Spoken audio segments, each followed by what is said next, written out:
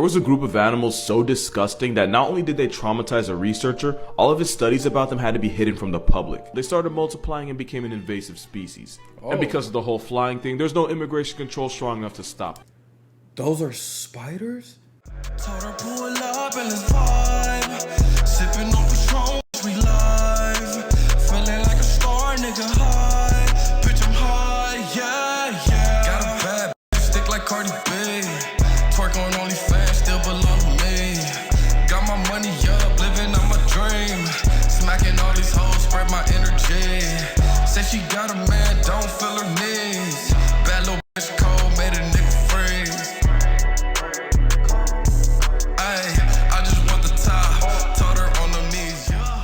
What's good, Dark Knight gang? I'm Neptune. Hey bro, today I'm about to react to another video from the homie Casual Geographic. This one right here is titled When Reality is Weirder Than Fiction. I'm ready to hop into this video. Shout out to the gang. Everybody have a good day, have a great day. It's Saturday afternoon. I hope you have a good weekend, bro.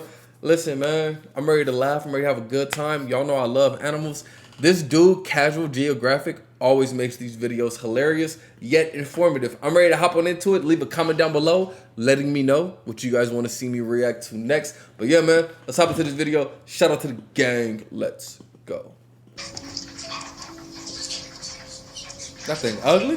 What the fuck? It's definitely some type of monkey called a marmoset, but I really don't know what in the heck. Okay, full disclosure, I just Google image marmoset and just kept scrolling until I found it. This is a silver marmoset. Except this one looks like he'd ruin your life and your property value if he ever gets wet. You can find them in the Amazon rainforest, primarily in Brazil. As marmosets, they're one of the most fun-sized monkeys in the world. The biggest ones are only like 12 ounces. That's about as heavy as a can of soup.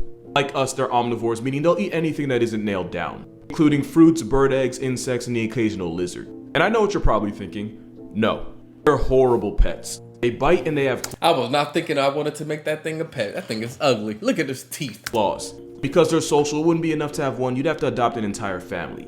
Silvers are also loud and they'll shout as a group to mark their territory. Another way they claim their hood is by Febrezing the area with a scent produced from their swimsuit area. So, if you want a screaming, biting, peeing loudspeaker in a baby face package, yeah, they're the pet for you. Or you know, you could just have kids. They're basically the same, but only one of them gives you tax breaks.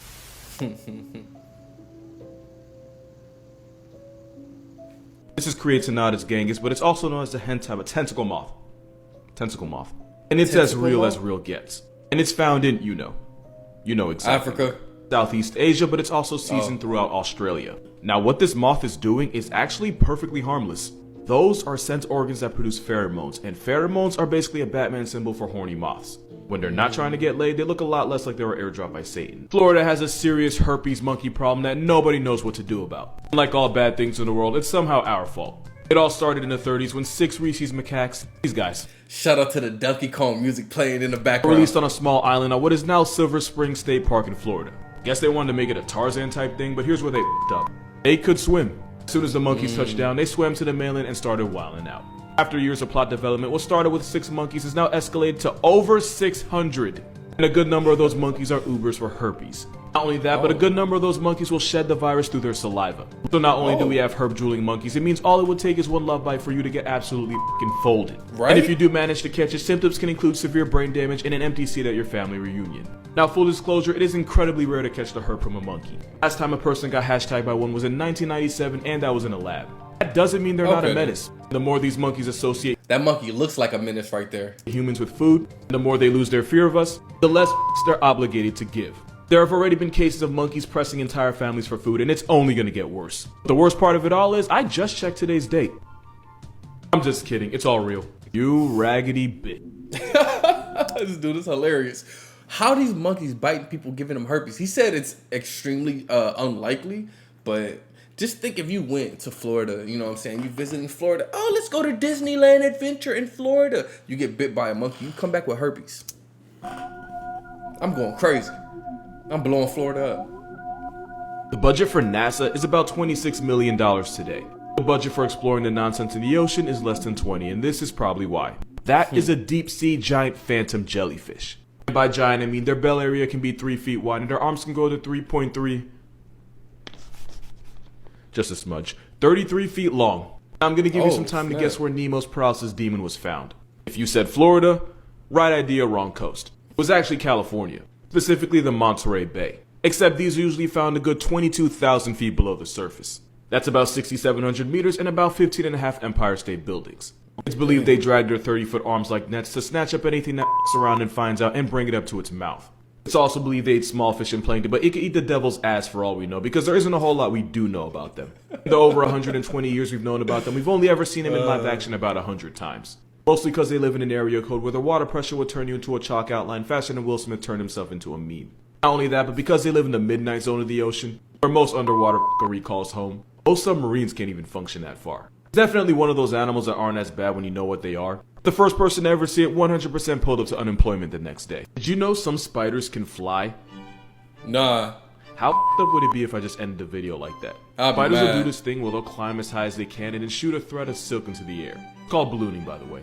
The silk becomes a DIY parachute that carries the spider up in the air where it goes just about wherever the wind, or God, blows it. That's and actually some kinda spiders tight. get disrespectful mileage out of it. Sailors have reported finding spiders under ship sails almost 1,000 miles away from land. You know those weather balloons? Scientists have found spiders on those weather balloons 14,000 feet in the air. And in some places in Australia. Okay, the weather balloon, when the spider could have got on that before the weather balloon went up into the air. Duh, don't say the spider was over here flying in the air. No, but this is kind of cool though. I didn't know this. In the air that people think it's snowing when it's actually just a spider still covering. That's how Spider-Man could fly in the air. The ground. And sometimes millions of spiders will invade a country. There's a type of spider found originally in Georgia that's found its way halfway across the world, possibly by traveling through shipping containers. Because the Joro spider is basically immune to cold, they started multiplying and became an invasive species. And because of the whole flying thing, there's no immigration control strong enough to stop. Those are spiders? Okay, yeah, that is kind of crazy. Just imagine you go outside and you see spiders flying. But luckily so far, they're only found in remote parts of the world like the east coast of the United States. There was a group of animals so disgusting that not only did they traumatize a researcher, all of his studies about them had to be hidden from the public. British explorer George Levick literally messed around and found out when he joined an Antarctica expedition in 1911. That's when he came across a colony of Deli Penguins and he decided to stay and observe them for an entire breeding season. He would regret that, because he found out that Deli Penguins are 50 shades of morally bankrupt. He watched in shock as the male penguins would attempt to mate with literally anything. This included other males, females too injured to resist, and he even witnessed them make moves on unaccompanied and very much underage chicks. It was so vile that in his journals, George referred to them as hooligan cocks. It didn't stop there, in fact it got worse. There were multiple cases where George watched a down bad bird score with a decomposing corpse, like to the point where males were fighting over it. Because apparently not having a pulse doesn't mean you're off the table. And just to see how far they'd go, he took the frozen head of a decapitated female and propped it against a mound of ice. The answer was far enough. And in one down egregious case, a male mated with the ground to completion. He also learned that if male Adelis understood the signs that a female wants to mate, they could not care less about it. In one case, a female was so crippled that she couldn't even walk, she could only painfully crawl on her belly. The male walked up to the handicapped female and in 60 seconds he managed to destroy everything George thought he knew about them. He wrote down every messed up thing he had learned, but because the contents of his research were so graphically descriptive, the British Museum of Natural History refused to publish it and vaulted it. It was finally published almost 100 years later, meaning man's got traumatized in every way and didn't even live long enough to see his work get recognized. Oh, but the worst part? These guys are Deli Penguins. And you can probably guess who the light work is. I didn't know penguins act like that. They out here going crazy. You heard that? He said one of the female penguins, bro, she was badly injured. She couldn't even walk. So she's crawling on the ground. One of the male penguins saw her, said, "You can't go nowhere, bitch." She put a speed on her. Who gonna stop me? Who gonna stop me? I will. Who's gonna stop me? I will. If we the last two people on Earth, who gonna stop me? Gee, You're not stopping me! So a lot of people think Pikachu is based on a real-life animal called a pika, which is basically just a travel-sized rabbit. But the OG graphic and character designer Atsuko Nishida said she modeled his original design after squirrels. The reason was because she said she was just really into squirrels. And she wanted him to store electricity in his cheeks the same way squirrels do with food. She also wanted him to have a long tail that she could turn into a lightning bolt, which you wouldn't find on a pika. If he's not a pika, how'd he get his name? Probably typing. Well, it was based on a Japanese word to describe a sparkling sound, pika pika, and the word to describe the sound a mouse makes, which is choo choo. So in English, Pikachu's name would be something like Zap Squeak. Also, fun fact, Pikachu's original name was going to be Jean-Luc. I can see it. Hell no, I'm glad it's Pikachu. Pikachu was 30 billion times better. All right, bro. Great video from Casual Geographic, like always. Let me know what you guys thought about this down in the comments. Shout out to the gang. Everybody have a good day. Have a great day. Don't forget, leave a comment down below letting me know what y'all want to see me react to next. Yeah. See y'all next time. Peace. To the trap, G in the streets.